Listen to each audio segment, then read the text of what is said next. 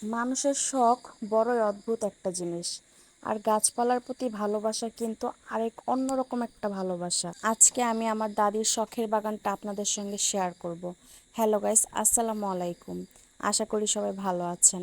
আমার দাদির পিছনের সাইডে যে একটু জায়গা আছে অনেক খোলামেলা, তো ওখানে আমার দাদি বেশ কিছু বারোমাসি আমের গাছ লাগাইছে, তরমুজের গাছ লাগাইছে, আরো বিভিন্ন ধরনের গাছ লাগাইছে। পিছন সাইডটাতে কিন্তু পুকুর ছিল, আর এই পুকুরটা মাটি ফেলে অর্ধেকটা পুকুর ভরাট করে ফেলছে। আর ভরাট করে এরকম তরমুজের গাছ লাগাইছে। আর মাশাল্লাহ তরমুজগুলা দেখেন কি সুন্দর বড় হয়েছে। এতদিন যেহেতু বৃষ্টি ছিল না, সেহেতু তরমুজগুলা তাড়াতাড়ি বেড়ে ওঠে নাই। ইদানিং একটু বৃষ্টি হওয়াতে তরমুজগুলো আবার বড় বড় হয়ে যাচ্ছে।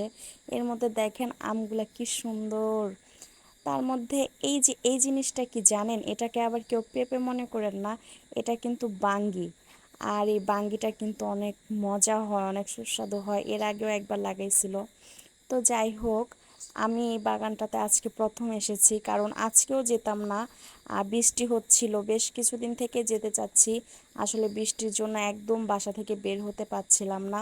আজকে যখন বৃষ্টিটা একটু কমলো, তখন ভাবলাম যে না, না গেলে আর হবেই না।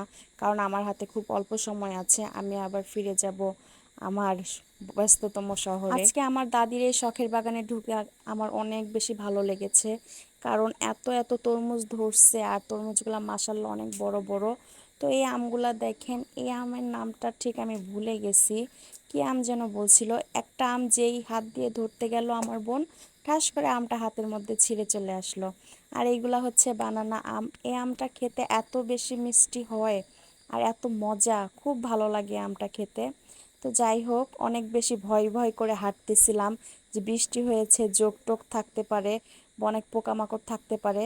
তারপর আজকে না গেলে হয়তো বা সময়ই হতো না এখানে যাওয়ার। তো সামনে সামনে হাঁটতে থাকলাম দাদির পিছনে পিছনে।